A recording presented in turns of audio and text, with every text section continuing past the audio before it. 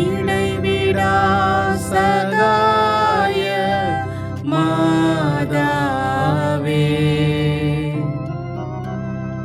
உமது பிள்ளைகளுக்காக வேண்டிக் கொள்ளும். இடைவிடா சகாய மாதாவே, உமது பிள்ளைகளுக்காக வேண்டிக் கொள்ளும். இடைவிடா சகாய மாதாவே, உமது பிள்ளைகளுக்காக வேண்டிக் கொள்ளும். மிகவும் பரிசுத்த மரியே, மாசில்லா கன்னிகையே, எங்கள் அன்னையே, எங்கள் இடைவிடா சகாயமும் அடைக்கலமும் நம்பிக்கையுமாக இருப்பவர் நீரே. இன்று நாங்கள் அனைவரும் உம்மிடம் வருகிறோம். நீர் எங்களுக்கு அடைந்தருளிய வரங்களுக்காக இறைவனுக்கு நன்றி செலுத்துகிறோம். இடைவிடா சகாய தாயே, உம்மை நேசிக்கிறோம். எங்கள் அன்பை காட்ட உமக்கு எப்போதும் சேவை செய்வோம் என்றும், அனைவரையும் உம்மிடம் கொண்டு வர எங்களால் முடிந்தவற்றை செய்வோம் என்றும் வாக்களிக்கின்றோம். இடைவிடா சகாயத்தாயே, இறைவனிடம் சக்தி வாய்ந்தவரே, எங்களுக்கு இந்த வரங்களையெல்லாம் பெற்றுத்தாரும். சோதனைகளை வெல்லும் பலத்தையும், இயேசு கிறிஸ்துவிடம் தூய்மையான அன்பையும் நல்ல மரணத்தையும் அடைந்து தாரும். உம்மோடும் உமது திருக்குமாரனோடும் என்றென்றும் வாழ அருள் புரியும். இடைவிடா சகாயத்தாயே, எங்களுக்காக வேண்டிக் கொள்ளும். ஆண்டவராகிய இயேசு கிறிஸ்துவே, உமது திருத்தாயாகிய மரியன்னையின் சொல்லிற்கு இணங்கி கலிலேயாவின் கானாவூரில் தண்ணீரை திராட்சரசமாக்கினீரே. எங்கள் தாயாகிய சகாய அன்னையின் மகிமையை போற்றி புகழ இங்கே கூடியிருப்பவர்களின் மன்றாட்டுக்களுக்கு செவிசாய்த்தருளும். எங்கள் மனமார்ந்த நன்றியை ஏற்றுக்கொண்டு எங்கள் விண்ணப்பங்களை கேட்டு அருள் புரிவீராக. ஓ இடைவிடா சகாய தாயே, சக்தி வாய்ந்த உமது திருப்பெயரை கூவி அழைக்கின்றோம். வாழ்வோரின் பாதுகாவலும் மரிப்போரின் மீட்புமாயிருப்பவர் நீரே. உமது திருப்பெயர் எங்கள் நாவில் என்றும் ஒலிப்பதாக. முக்கியமாக சோதனை நேரத்திலும் மரண வேளையிலும் உமது திருப்பெயரை கூவி அழைப்போமாக. உமது திருப்பெயர் நம்பிக்கையும் சக்தியும் வாய்ந்தது. ஆசீர்வதிக்கப்பட்ட அன்னையே, நாங்கள் உம்மை அழைக்கும் போதெல்லாம் எங்களுக்கு உதவி செய்தருளும். நாங்கள் உமது திருப்பெயரை உச்சரிப்பதோடு திருப்தி அடைய மாட்டோம். நீரே எங்கள் இடைவிடா சகாயத்தாய் என்பதை எங்களது தினசரி வாழ்க்கையிலே எடுத்து காட்டுவோம்.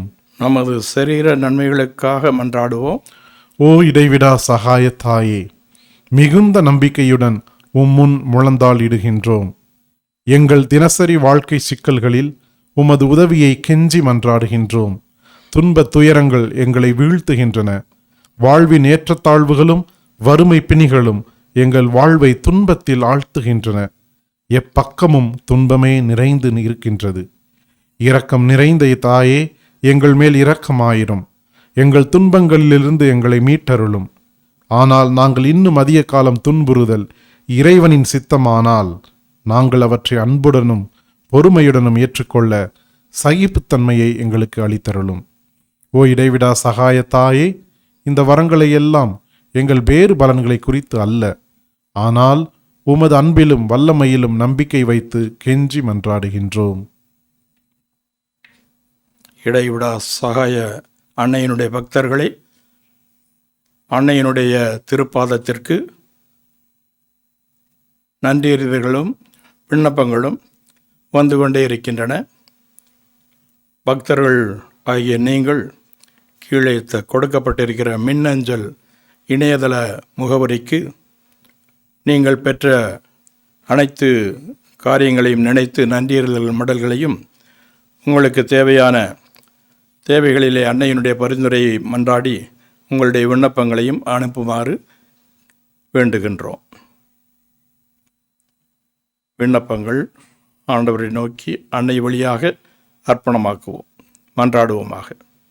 எங்கள் திருத்தந்தைக்கும் ஆயர்களுக்கும் குருக்களுக்கும் நாட்டுத் தலைவர்கள், சமூகத் தலைவர்கள் அனைவருக்கும் ஞானத்தையும் விவேகத்தையும் அளித்தருள எங்கள் தாய் மரியின் மூலம் ஆண்டவரே உம்மை மன்றாடுகின்றோம். மக்கள் அனைவரும் சமுதாய சமாதானத்திலும் சமய ஒற்றுமையிலும் சகோதரர்களைப் போல வாழ்க்கை நடத்த எங்கள் தாய் மரியின் மூலம் ஆண்டவரே உம்மை மன்றாடுகின்றோம். இந்த நவநாள் பக்தி முயற்சிகளை செய்யும் இளைஞர்களும் இளம் பெண்களும் தங்கள் எதிர்கால வாழ்வை தெரிந்து கொள்வதில் பரிசுத்த ஆவி அவர்களுக்கு வழிகாட்ட எங்கள் தாய் மரியின் மூலம் ஆண்டவரே உம்மை மன்றாடுகின்றோம். இந்த நவநாள் பக்தர்கள் உமது திருவுள்ளத்தின்படி தங்கள் உடல் நலத்தில் நீடிக்கவும், நோயாளிகள் தங்கள் உடல் நலத்தை மீண்டும் பெறவும் எங்கள் தாய் மரியின் மூலம் ஆண்டவரே உம்மை மன்றாடுகின்றோம். மரித்த நவநாள் பக்தர்களுக்கும் மற்ற மரித்த விசுவாசிகளுக்கும் நித்திய இளைப்பாற்றியை தந்தருள எங்கள் தாய் மரியின் மூலம் ஆண்டவரே உம்மை மன்றாடுகின்றோம்.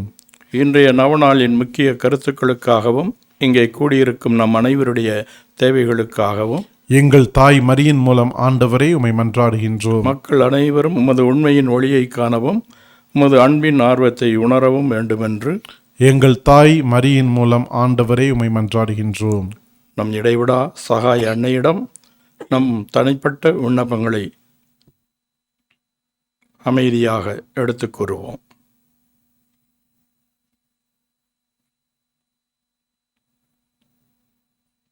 அன்னை வழியாக நாம் பெற்ற அனைத்து நன்மைகளுக்கும் நமது நன்றியறுதலை ஆண்டவருக்கு ஒப்புக் கொடுப்போம். நீர் எங்களுக்கு புதிய அருள் வாழ்வை அளித்ததற்காக ஆண்டவரே எங்கள் நன்றியறுதலை ஏற்றுக்கொள்ளும். எங்கள் தாய் மரியின் மூலம் ஆண்டவரே உமக்கு நன்றி செலுத்துகின்றோம். திருச்சபையின் திருவுருட்சாதனங்கள் வழியாக நாங்கள் பெற்றுக்கொண்ட எல்லா வரங்களுக்காகவும் எங்கள் தாய் மரியின் மூலம் ஆண்டவரே உமக்கு நன்றி செலுத்துகின்றோம். இந்த நவநாள் செய்வோர் பெற்றுக்கொண்ட அனைத்து ஆன்ம சரீர நன்மைகளுக்காக எங்கள் தாய் மரியின் மூலம் ஆண்டவரே உமக்கு நன்றி செலுத்துகின்றோம். நாம் ஒவ்வொருவரும் தனிப்பட்ட முறையிலே அடைந்திருக்கிற உதவிகளுக்காக நமது இடைவிடா சகாய அன்னைக்கு அமைதியுடன் நன்றி செலுத்துவோமாக.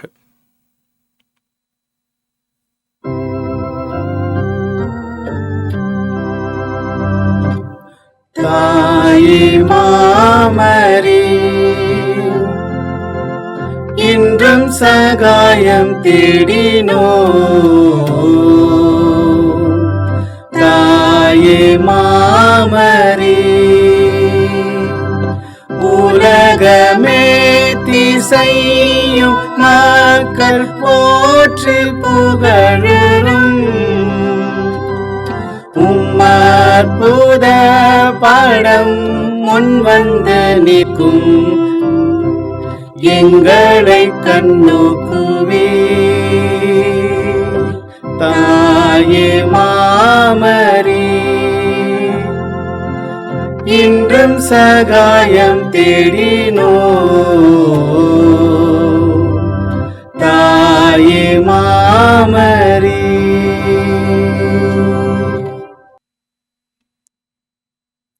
ஆண்டவர் உங்களோடு இருப்பாராக. உம் ஆன்மாவோடும் இருப்பாராக.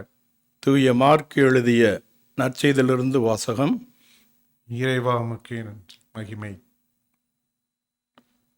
ஜெபதேயுவின் மக்கள் யாக்கோபும் யோவானும் இயேசுவை அணுகிச் சென்று அவரிடம், போதகரே, நாங்கள் கேட்பதை நீர் எங்களுக்கு செய்ய வேண்டும் என விரும்புகிறோம் என்றார்கள்.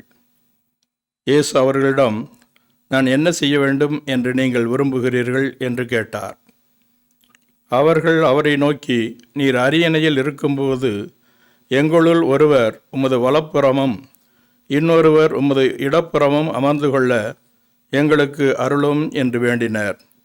இயேசுவோ அவர்களிடம், நீங்கள் என்ன கேட்கிறீர்கள் என உங்களுக்கு தெரியவில்லை. நான் குடிக்கும் துன்பக் கிண்ணத்தில் உங்களால் குடிக்க இயலுமா? நான் வெறும் திருமுழுக்கை உங்களால் பெற இயலுமா என்று கேட்டார். அவர்கள் அவரிடம் இயலும் என்று சொல்ல, இயேசு அவர்களை நோக்கி, நான் குடிக்கும் கிண்ணத்தில் நீங்கள் குடிப்பீர்கள், நான் பெறும் திருமுழுக்கையும் நீங்கள் பெறுவீர்கள்.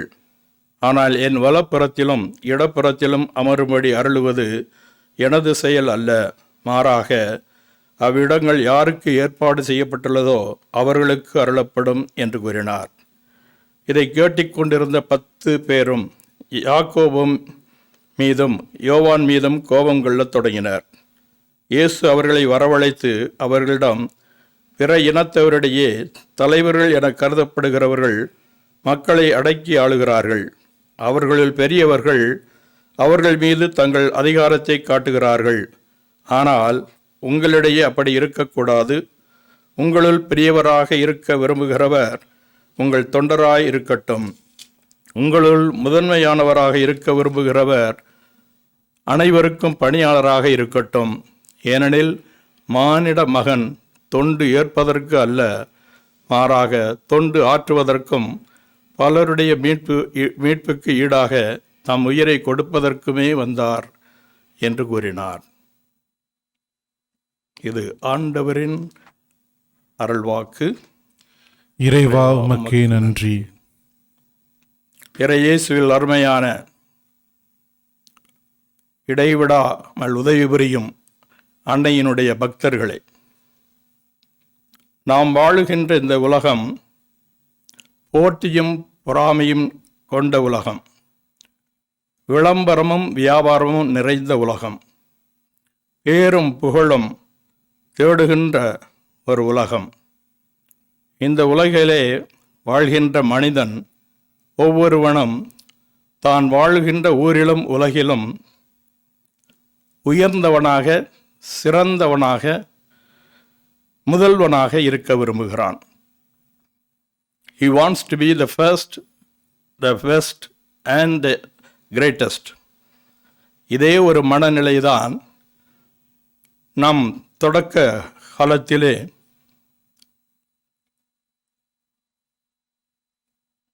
நம் ஆதிப்பெற்றோருடைய வாழ்க்கையிலும் இருந்ததை நாம் பார்க்கிறோம்.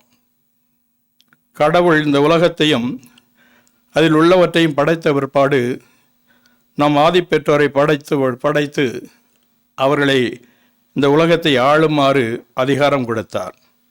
ஆனால் அந்த மனிதனோ தன்னை படைத்த அதே கடவுளைப் போல ஆக வேண்டும் என்று விரும்பினான். அந்த ஒரே ஆசை இன்றும் இந்த காலத்திலும் இந்த மனித வாழ்க்கையிலே இருப்பதை நாம் பார்க்கிறோம். அன்று போட்டியும் பொறாமையும் நிறைந்த மனிதனாக இருந்த அந்த மனிதன் இன்றும் போட்டியும் பொறாமையும் கொண்ட ஒருவனாக இருப்பதாக நீங்கள் கேட்ட இந்த வாசகத்திலே இயேசு இன்றைக்கு தன்னுடைய சீடர்களுக்கு சுட்டிக்காட்டுவதையும் நாம் கேட்டோம். ஆக வாழ்க்கையிலே ஊரும் உலகமும் தான் வாழ்கின்ற இந்த காலகட்டத்திலே தனக்கு முதலிடம் கொடுக்க வேண்டும், முக்கியத்துவம் கொடுக்க வேண்டும், எல்லாவற்றிலும் சிறந்தவனாக உயர்ந்தவனாக இருக்க வேண்டும் என்ற அதே ஒரு ஆசை கொண்டவனாக இன்றைக்கு மனிதன் வாழ்ந்து கொண்டிருக்கின்றான். அமெரிக்காவிலே இது நாள் வரை 46 அதிபர்கள் இருந்திருக்கிறார்கள். அந்த அதிபர்களிடையே ஒரே ஒருவர் மட்டும் உலகத்தில் உள்ளோர் மூலமாக நினைவு கூறப்படுகிறார்கள், பேசப்படுகிறார்கள், போற்றப்படுகிறார்கள். அவர் யார் என்றால் ஆபிரகாம் லிங்கன் ஆவார். காரணம், ஒருமுறை ஒரு புது அரசு விழாவிலே ஒரு அரசு அதிகாரி தன்னுடைய பேச்சிலே அவர் இவ்வாறு கூறுகின்றார்: இன்றைய தினம் அமெரிக்க நமது நாடானது உலகிலே ஒரு முதன்மையான நாடாகவும் பல்வேறு துறைகளிலும் சிறந்த நாடாகவும் திகழ்கிறதென்றால் அதற்கு காரணம் 2 பேர் என்று சொல்லுகிறார். ஒருவர் கடவுள் என்றும் மற்ற ஒருவர் நமது அதிபர் ஆபிரகாம் லிங்கன் என்றும் சொல்லி முடித்தார். அதற்கு மறுமொழி பதில் மொழியாக கூறிய ஆபிரகாம் லிங்கன் அதே மேடையிலே பேச்சாளர் 2 பேர் காரணம் என்று சொன்னார். ஆனால் அதில் பாதி உண்மையும் பாதி பொய்யும் இருக்கிறது. ஏனென்றால் என்னை பொறுத்தவரை கடவுள் மட்டுமே எல்லாவற்றிற்கும் காரணமாக இருக்கிறார். நான் ஒன்றுமில்லை. நான் இருப்பதும் இயங்குவதும் இன்று இந்த அதிபர் பதவியில் இருப்பதும் கூட அவர் கொடுத்த குறைதான். எனவே அவர் ஒருவர் மட்டும்தான் நான் இருப்பதற்கும் இயங்குவதற்கும் நான் கொண்டிருக்கிற எல்லாவற்றிற்கும், ஏன் இந்த அமெரிக்கா முதலிடத்தில் இருப்பதற்கு காரணமே அவர் மட்டுமே என்று மறுமொழி கூடி முடித்தார். இறையேசுவில் பிரியமானவர்களே, இவ்வாறாக தன்னுடைய வாழ்க்கையில் எந்த அளவுக்கு ஒரு தாழ்ந்த மனப்பாடம், தாழ்ச்சியுள்ள மனிதராக அவர் இருந்தார் என்பது நமக்கு புலப்படுகிறது. அதனால் இந்த காலத்திலே வாழ்கின்ற நமக்கு ஒரு சிறந்த தாழ்ச்சிக்கு உதாரணமாக விளங்குபவராக அவர் திகழ்ந்ததினால்தான் இன்னைக்கு நம்மால் அவர் அதிகமாக நினைவு கூறப்படுகிறார், அதிகமாக பேசப்படுகிறார், அதிகமாக போற்றப்படுகிறார். இதே ஒரு மனநிலையில்தான் அன்னை மரியாளும் வாழ்ந்ததாக நாம் அறிந்திருக்கிறோம். அன்னை மரியாள் தன்னுடைய வாழ்க்கையிலும் அப்படித்தான் தன்னையே தாழ்த்திய ஒரு பெண்ணாக வாழ்ந்தாள். அவர் பதவியோ பட்டமோ பெறவில்லை, எந்த விதமான திறமையும் கொண்டிருக்கவில்லை, ஒரு சாதாரண பெண்ணாகவே வாழ்ந்தாள்.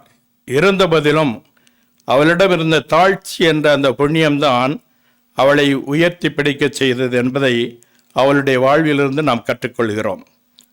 அருள் நிறைந்த மரியே வாழ்க, ஆண்டவர் உம்முடனே என்று கடவுள் தன்னுடைய நற்செய்தியை, மீட்பின் செய்தியை மரியாளுக்கு அறிவித்த பொழுது அதை கேட்ட அவள் தயங்கினாள். ஆனால் தயங்கி அவள் மீண்டும் என்ன செய்தாள்? திறந்த உள்ளத்தோடு, தாழ்ச்சி உள்ளத்தோடு இறைவனுடைய விருப்பத்திற்கு தன்னையே அடிமையாக்கி தன்னுடைய ஒப்புதலையும் தன்னுடைய இசைவையும் அங்கே வெளிப்படுத்தினார். எனவேதான் அவள் சொல்லுவாள், தாழ்நிலையில் இருந்த என்னை அவர் கடைக்கண் நோக்கினார், தாழ்நிலையில் இருந்த என்னை ஒரு தகுதியுள்ள அவருடைய மகனாகிய இயேசுவுக்கு தாயாக என்னை உயர்த்தினார் என்று அன்னை மரியாள் சொல்வதை நாம் கேட்கிறோம். அன்னையினுடைய வாழ்விலே 3 வழிகளிலே அன்னை எந்த அளவுக்கு தன்னிடம் இருந்த அந்த தாழ்ச்சி என்ற அந்த புண்ணியத்தை வெளிப்படுத்தினார் என்பதை நாம் நற்செய்தியின் அடிப்படையிலே நாம் தெளிவாக கற்றுக்கொள்ளலாம். முதலாவது நிகழ்வாக கானா ஊரில் நடந்த திருமணத்திலே தன் மகனுக்கு முன்னுரிமை கொடுத்து அவள் அங்கே செயல்படுவதை நாம் பார்க்கிறோம். கானா ஊர் திருமணத்திலே தண்ணீர் ரசமாக மாற்றப்பட்ட அந்த நிகழ்விலே அன்னை மரியாள் தன் மகனிடத்திலே பரிந்து பேசுகிறாள். இந்த திருமண தம்பதியருக்கு இருக்கின்ற இந்த ஒரு சூழ்நிலையை மாற்றி அவர்களுக்கு உதவ வேண்டும் என்று வேண்டுகோள் விடுக்கிறார். அந்த வேண்டுகோளை தன்னுடைய மகனிடத்தில் எடுத்து வைத்த பிற்பாடு அமைதியாக அங்கே ஒதுங்கி நிற்பதை நாம் பார்க்கிறோம். அங்கே இருந்த பணியாளர்களிடத்திலே கூட அவர் சொல்லுவதை நீங்கள் செய்யுங்கள் என்று தன்னுடைய மகனுக்கு முன்னுரிமையும் முக்கியத்துவம் கொடுத்து தான் அங்கே ஒதுங்கி அமைதியாக நிற்பதை பார்க்கிறோம். இது அவளுடைய தாழ்ந்த உள்ளத்தை அருமையாகவே நமக்கு வெளிப்படுத்துகிறது. இரண்டாவது நிகழ்வாக இறைவனின் தாய் என கருதாமல் தன் உறவினரான எலிசபெத்தினுடைய வீட்டிற்கு சென்று 3 மாதங்கள் அவள் பேறுகால வேதனையில் இருந்த பொழுது அவளுக்கு உதவிட முன்வந்தாள். இவ்வாறாக தான் இறைவனுடைய தாய், எனவே நான் உயர்ந்தவள், நான் பெரியவள் என்று நினைக்கவில்லை. மாறாக ஒரு எளிய உறவினராக, அவளுடைய சகோதரியாக அங்கே எலிசபெத் அம்மாளை சந்தித்து அவருக்கு அங்கே உதவுகின்ற ஒரு நிலையை நாம் பார்க்கிறோம். இதிலும் தன்னுடைய தாழ்ச்சி எப்படிப்பட்டது என்பதை செயல் வடிவத்திலே தன்னுடைய வாழ்விலே அவர் வெளிப்படுத்தி வாழ்ந்ததை நாம் காணுகின்றோம். மூன்றாவதாக தன் மகன் இயேசு சிலுவையிலே அவமானத்துக்குரிய ஒரு தண்டனையாகிய சிலுவை சாவை ஏற்றுக்கொண்டு சிலுவையிலே தொங்கிக் கொண்டிருந்த பொழுது எந்த விதமான அமர்க்களமும் எந்த விதமான ஆரவாரமும் செய்யவில்லை. மாறாக அமைதியோடு இறைவனுடைய திருவுளம் நிறைவேற அங்கே அமைதி காத்தாள் என்பதை நாம் பார்க்கிறோம். ஆக இப்படி 3 வழிகளிலே நற்செய்தியின் அடிப்படையிலே நாம் பார்க்கும் பொழுது அன்னையினுடைய தாழ்ச்சி எந்த அளவுக்கு வெளிப்படுத்தப்பட்டது என்பதை நாம் புரிந்து கொள்ளலாம், அறிந்து கொள்ளலாம். Humility is a rare quality என்பார்கள் ஆங்கிலத்திலே. ஆம், தாழ்ச்சி என்ற அந்த புண்ணியமானது ஒரு பெரிய புண்ணியம், ஒரு அரிய புண்ணியம். இந்த பண்புகளுக்கு நம்முடைய வாழ்க்கையிலே நாம் கொண்டிருக்கின்ற பண்புகள் அனைத்திற்கும் அடித்தளமாக இருக்கிறது என்று புனித பெர்னார்ட் அவர்கள் கூட சொல்வார்கள். எனவே அன்புக்குரிய சகோதர சகோதரிகளே, அன்னையினுடைய அன்பு பக்தர்களே, அன்னையினுடைய பிள்ளைகள் நாம் என்றால், அன்னையினுடைய பக்தர்கள் நாம் என்றால், இன்று நாம் இத்தகைய தாழ்ச்சி கொண்ட ஒரு இதயத்தை படைத்தவர்களாக வாழ்வதுதான் நாம் அன்னையினுடைய பக்தர்கள், அவருடைய பிள்ளைகள் என்பதை இந்த உலகத்திற்கு நாம் எடுத்துக்காட்டி வாழ முடியும். ஆக அன்னையிடம் இருந்த இந்த தாழ்ந்த உள்ளம், திறந்த மனம், இறைவனை முன்னிலைப்படுத்தி பிறரை முன்னிலைப்படுத்தி தன்னை தாழ்த்தி கொண்டு வாழ்கின்ற ஒரு இதயம் படைத்தவராக நீங்களும் நானும் வாழ வேண்டும் என்ற அழைப்பை அன்னை மரியாள் நம் ஒவ்வொருவருக்கும் இன்றைய நாளிலே விடுக்கின்றார். எவ்வாறு அன்னை இறைவனை முன்னிலைப்படுத்தி பிறரை முன்னிலைப்படுத்தி இறைவனை உயர்த்தி பிடித்தாலோ, மற்றவர்களை வாழ்விலே வளம் பெற முன்னேற உதவியாக இருந்தாலோ, அதே போல இன்றைய தினம் நீங்களும் நானும் இருக்க வேண்டும் என்பதைத்தான் இந்த தாழ்ச்சி என்ற அந்த புண்ணியமானது நாமும் தாழ்ச்சி உள்ளவர்களாக இருக்க வேண்டும் என்பதை நமக்கு நினைவுபடுத்துகிறது. எல்லாவற்றிற்கும் மேலாக எல்லாவற்றிலும் சொல் செயல் சிந்தனை அனைத்திலுமே நாம் இறைவனை புகழ்ந்து வாழ்வதுதான் இந்த தாழ்ச்சிக்குரிய ஒரு மனப்பான்மை. அத்தகைய ஒரு மனப்பான்மை இந்த காலகட்டத்திலே இந்த மனித உலகத்திலே காண்பது மிக அரிதாக இருக்கிறது. அதற்கு காரணம் இந்த அரிய பண்பாகிய தாழ்ச்சி என்ற புண்ணியம் மனிதனிடத்திலிருந்து மறைந்து கொண்டே இருக்கிறது. அன்னையை போல நான் எந்த விதமான தற்புகழ்ச்சிக்கும் தற்பெருமைக்கும் என்னையே ஆளாக்கி கொள்ளாமல் பிறர் நலத்திற்கும் பிறர் முன்னேற்றத்திற்கும் இடம் கொடுத்து வாழ்வது ஒரு தாழ்ச்சியின் ஒரு நிலை என்று நாம் இன்றைய தினம் உணர வேண்டியிருக்கிறது. பிறரை தாழ்த்தாமல் பிறரை இழிவுபடுத்தாமல் நாம் நம்முடைய வாழ்க்கையிலே அடக்கத்தோடு நாம் வாழ்ந்தாலே அது நம்முடைய தாழ்ச்சியினுடைய மனப்பான்மையை மற்றவர்களுக்கு வெளிப்படுத்த முடியும். மண்ணளவு நாம் பணிபுரிந்தால் விண்ணளவு நாம் உயர்த்தப்படுவோம் என்ற ஒரு பழமொழி இருக்கிறது. மண்ணளவு பணி இருந்தால் விண்ணளவு உயர்வு பெறுவோம் என்று சொல்வார்கள். அதே போல நாம் மண்ணளவு பணி உள்ளவர்களாக தாழ்ச்சி நிறைந்தவர்களாக நாம் இருப்போம் என்றால் நாமும் இறைவனால் உயர்த்தப்படுவோம். அன்னை மரியாளும் அப்படித்தான் இறைவனால் உயர்த்தப்பட்டார். எனவே அவளுடைய நன்றிப்பாவிலே அருமையாகவே அவள் தெளிவாகவே சொல்கிறாள், என் ஆன்மா ஆண்டவரை போற்றி மகிழ்கின்றது, என் உள்ளம் அவரை நினைந்து கலிகூறுகின்றது என்று பாடுகின்றாள்.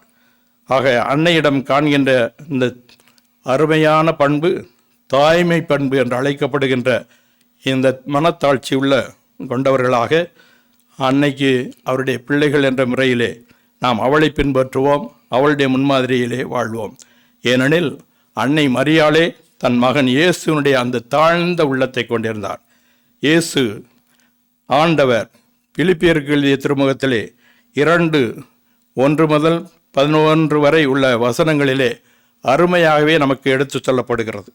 இறைவன் இயேசு அந்த அளவுக்கு தன்னையே சிலுவை சாவுக்கு உட்படுத்துகின்ற அளவுக்கு தன்னையே தாழ்த்தினார் என்று சொல்லப்படுகிறது. அன்னை மரியாளும் தன் மகன் வழியிலே ஒரு முன்மாதிரியான தாழ்ச்சிக்குரிய அவருடைய தாயாக திகழ்ந்தாள் என்றால், அப்படிப்பட்ட தன்மையில் அவள் உயர்ந்தார் என்றால், நீங்களும் நானும் அந்த அன்னையைப் போல தாழ்ச்சி உள்ளம் கொண்டவர்களாக வாழும் பொழுது நாமும் உயர்த்தப்படுவோம். ஆண்டவருக்கு மகிமையும் அவருக்கு எல்லா போற்றுதலும் கண்டிப்பாக நம்முடைய வாழ்க்கையிலே சாற்ற முடியும் என்பதை உணர்ந்து வாழ்வோம். இதற்குரிய வரத்தை அன்னையின் வழியாக, ஆண்டவர் இயேசு வழியாக இறைவன் தந்தை நம் ஒவ்வொருவருக்கும் தர வேண்டும் என்று மன்றாடி இந்த நவநாளை தொடருவோம். தந்தை, மகன், தூய ஆவியாரின் பெயராலே ஆமென். நோயாளிகளை ஆசீர்வதித்தல். மன்றாடுவோமாக. ஆண்டவரே, உடல் நோயால் வருந்தும் உமது ஊழியரை பாரும். நீர் உண்டாக்கிய ஆன்மாக்களுக்கு ஆறுதல் தாரும். நாங்கள் துன்பங்களினால் தூய்மை அடைந்து உமது இரக்கத்தினால் விரைவில் குணமடையும்படி அருள் புரிவீராக. எங்கள் ஆண்டவராகிய இயேசு கிறிஸ்துவின் பெயராலே ஆமென். ஆண்டவராகிய இயேசு கிறிஸ்து உங்களை பாதுகாக்க உங்கள் நடுவிலும், உங்களை காப்பாற்ற உங்களுக்குள்ளும், உங்களுக்கு வழிகாட்ட உங்களுக்கு முன்னும், உங்களுக்கு காவலாக இருக்க உங்களுக்கு பின்னும், உங்களை ஆசீர்வதிக்க உங்கள் மேலும் இருப்பாராக. தந்தை, மகன், தூய ஆவியாரின் பெயராலே ஆமென். ஆமென். இங்கே கூடியிருக்கின்ற நம் அனைவருடைய விசுவாச அறிக்கை. ஓ இடைவிடா சகாயத்தாயே, நீர் அருள் நிறைந்தவர், தாராள குணமும் உடையவர். இறைவன் எங்களுக்கு அளிக்கும் வரங்கள் அனைத்தையும் பகிர்ந்தளிப்பவர் நீரே. பாவிகளின் நம்பிக்கை நீரே. அன்புள்ள அன்னையே, உம்மை நோக்கி திரும்பும் எம்மிடம் வாரும். உமது கரங்களில் மீட்பு உண்டு. நாங்கள் உமது கரங்களில் ஒப்படைக்கப்பட்டிருக்கின்றோம். நாங்கள் உமது பிள்ளைகள். அன்பு நிறைந்த அன்னையே, எங்களை பாதுகாத்தருளும். ஏனெனில் உமது பாதுகாவலில் இருந்தால் எங்களுக்கு பயம் இல்லை. கிறிஸ்துநாதரிடமிருந்து எங்களுக்கு பாவ மன்னிப்பை பெற்று தருகிறீர். கிறிஸ்துவோடு ஒன்றித்திருக்கும் நீர் நரகத்தை விட சக்தி நிறைந்தவராயிருக்கிறீர். உமது திருக்குமாரனும் எங்கள் சகோதரருமான கிறிஸ்துநாதர் எங்களை தீர்வையிட வரும்போது நீர் அருகில் இருப்பீர் என்று எதிர்பார்க்கின்றோம். சோதனை வேளையிலே உமது சகாயத்தை தேட அசட்டை செய்வதால் எங்கள் ஆத்துமத்தை இழந்து விடுவோமோ என்று பயப்படுகின்றோம். ஓ இடைவிடா சகாயத்தாயே, எங்கள் பாவங்களுக்கு மன்னிப்பையும், கிறிஸ்துநாதரிடம் அன்பையும், இறுதி வரை நிலைத்திருக்கும் வரத்தையும், என்றும் உமது சகாயத்தை நாடும் மனதையும் உமது திருக்குமாரனிடமிருந்து பெற்றுத்தாரும். எக்கால கிறிஸ்தவர்களோடு நாமும் ஒருங்கிணைந்து மரியன்னையை புகழ்வோமாக. வல்லமைமிக்க அவளது பாதுகாப்பில் நம்மையே முழுமையாக ஒப்படைப்போமாக. அருள் நிறைந்த மரியே வாழ்க, ஆண்டவர் உம்முடனே. பெண்களுக்குள் ஆசீர்வதிக்கப்பட்டவர் நீரே. உம்முடைய திருவயிற்றின் கனியாகிய இயேசுவும் ஆசீர்வதிக்கப்பட்டவரே. அஜிஷ்ட மரியாளே, சர்வேஸ்வனுடைய மாதாவே, பாவிகளாய் இருக்கிற எங்களுக்காக இப்பொழுதும் எங்கள் மரண நேரத்திலும் வேண்டிக் கொள்ளும். ஆமென். இயேசு கிறிஸ்து அவருடைய திருவாக்கு தத்தங்களுக்கு நாங்கள் பாத்திரமாய் இருக்கத்தக்கதாக சர்வேஸ்வரனுடைய பரிசுத்த மாதாவே, எங்களுக்காக வேண்டிக் கொள்ளும். அன்றாடுவோமாக. ஆண்டவராய் இயேசு கிறிஸ்துவே, உமது தாயாகிய மரியம்மாளை அவருடைய அற்புத படத்தை வணங்கும் எங்களுக்கு என்றும் உதவி செய்ய தாயாக இருக்கும் மாதாவாக கொடுத்திருக்கிறீரே. அவருடைய தாய்க்குரிய சலுகையை தேடுகிற நாங்கள் உமது மீட்பின் பேறுபலன்களை நித்தியத்திற்கும் அனுபவிக்க பாக்கியவான்களாகும்படி எங்களுக்கு கிருபை செய்தருளும். என்றென்றும் வாழ்ந்து ஆட்சி புரியும் இறைவா. ஆமென்.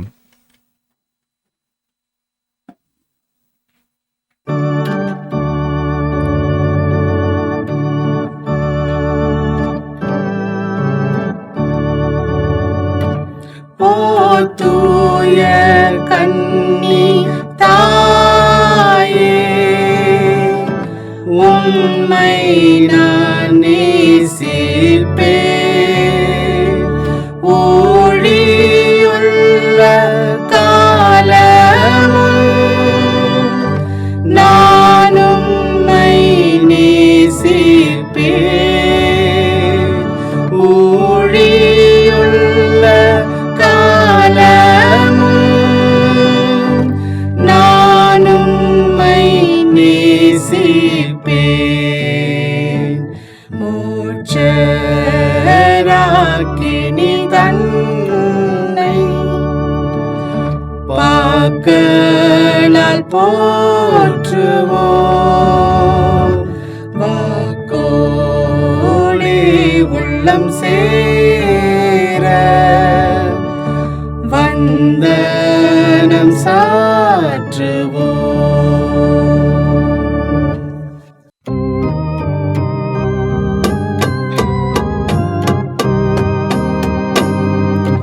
மாண்புயரு வருணனுமானத்தை தாழ்ந்து பணிந்து ஆராதிப்போம். பழைய நியம முறைகள் அனைத்தும் இனி மறைந்து முடிவு பெறுக. புதிய நியம முறைகள் வருக. புலன்கள்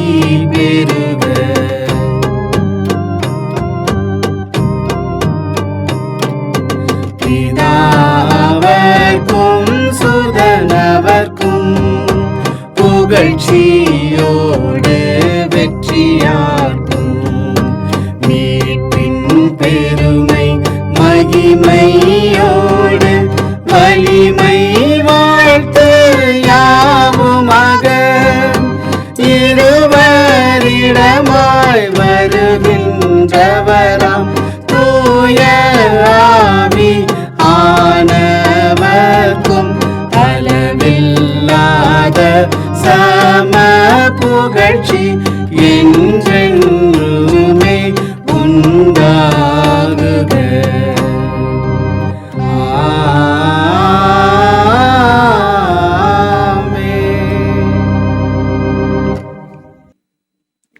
வாணி நின்று அவர்களுக்கு அப்பமளித்தீரே. இனிமையெல்லாம் தன்னகத்தை கொண்ட அப்பமீதுவே. அன்றாடுவோமாக. இறைவா, இந்த வியத்தகு திருவருட்சாதனத்திலே மது திருப்பாடுகளின் நினைவை எங்களுக்கு விட்டுச் சென்றீர். உமது திருவுடல் திருரத்தம் ஆகியவற்றின் மறைபொருளை வணங்கும் நாங்கள் உமது மீட்பின் பலனை இடைவிடாமல் அனுபவிக்க அருள் புரியுமாறுமே மன்றாடுகின்றோம்.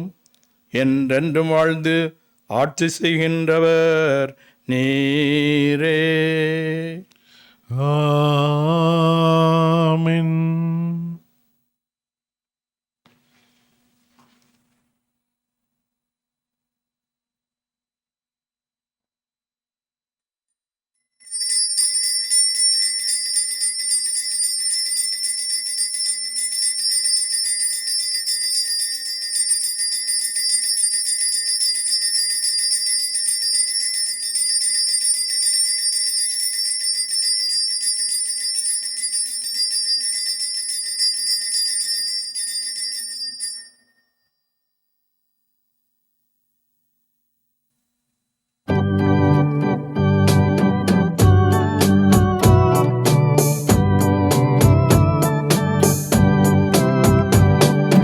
அருள் திருதேவ தேவன் போற்றி, அவர் தம் திருநாமம் போற்றி.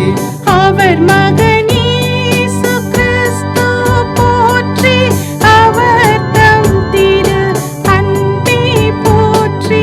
அருள் நிறை தூய ஆவி போற்றி, அவர் தம் திரு ஞானம் போற்றி.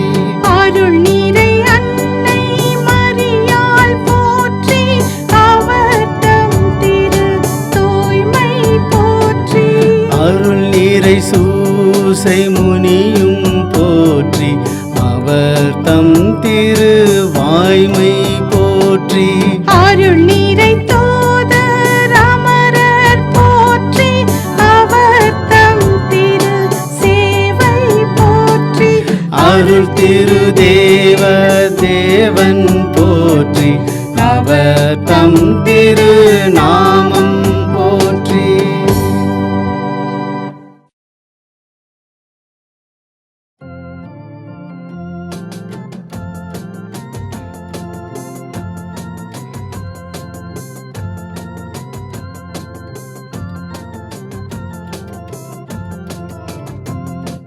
சதா சகாய மாதா சத்திய தேவதாயே, நின் மக்கள் எங்களுக்காய் மன்றாட வேண்டும் அம்மா. சதா சகாய மாதா சத்திய தேவதாயே, நின் மக்கள் எங்களுக்காய் மன்றாட வேண்டும் அம்மா.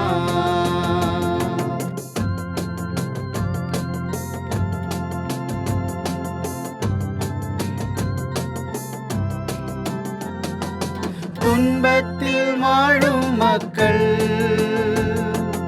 ஆயிரம் ஆயிரமாய், துன்பத்தில் வாழும் மக்கள் ஆயிரம் ஆயிரமாய், கண்ணீர் கனவாய் நின்று உம்மையாம் கெஞ்சுகின்றோம். கண்ணீர் கனவாய் நின்று உம்மையாம் கெஞ்சுகின்றோம். சதா சகாய மாதா, சத்திய தேவதாயே, நின் மக்கள் எங்களுக்காய் மன்றாட வேண்டும் அம்மா.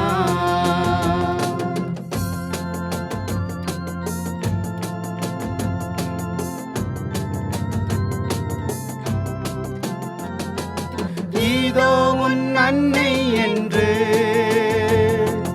என் மீட்பர் இயேசு சொன்னார். இதோ உன் அன்னை என்று என் மீட்பர் இயேசு சொன்னார். இம்மையில் எம்மை தேற்ற உன்னை அன்றி யாரம்மா. இம்மையில் எம்மை தேற்ற உன்னை அன்றி யாரம்மா. சதா சகாய மாதா, சத்திய தேவதாயே, நின் மக்கள் எங்களுக்காய் மன்றாட வேண்டும் அம்மா. சதா சகாய மாதா, சத்திய தேவதாயே,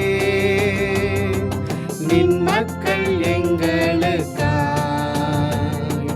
மன்றாட வேண்டும் அம்மா. நின் மக்கள் எங்களுக்காய் மன்றாட வேண்டும் அம்மா.